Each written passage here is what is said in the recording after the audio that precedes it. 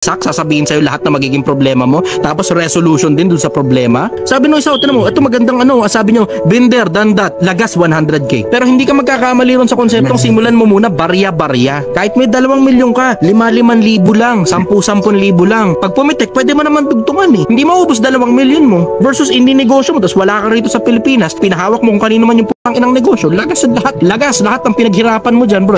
May 2 milyon kasi ako, di ba, brother? Paano kaya ako sasabi sa sarili ko na sapat na ba yun para mag-forgood ako sa Pinas?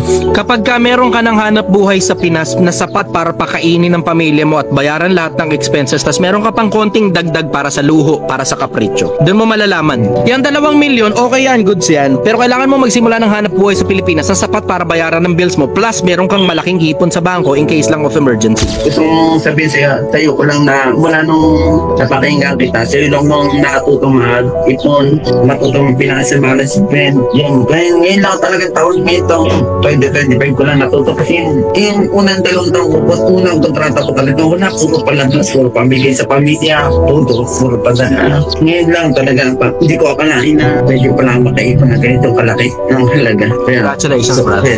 Pwede pala ganito, hindi ko inaasahan. Sana hinihinayan ko sa 2 taon ko na sayang. Hindi ko inakala. Kasi yung unang 2 taon ko, wala akong nakikita katulad mo. Sana noon ko pa kita nakilala.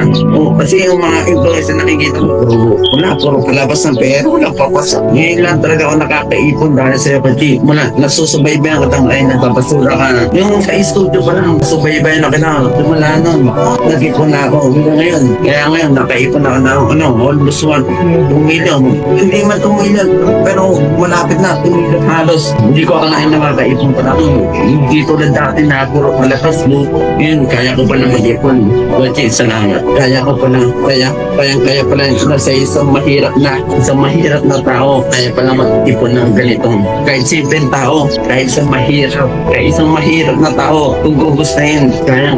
Hindi mo sasabihin na mahirap ka, hindi mo kayang yumaman. Nasa tao talaga eh. Ayaw mong disiplinahin yung pera mo. Kung sabihin na mahirap yung sitwasyon mo eh. Wala sa sitwasyon yan eh. Basta marunong kang disiplinahin yung dumarating na pera mo eh.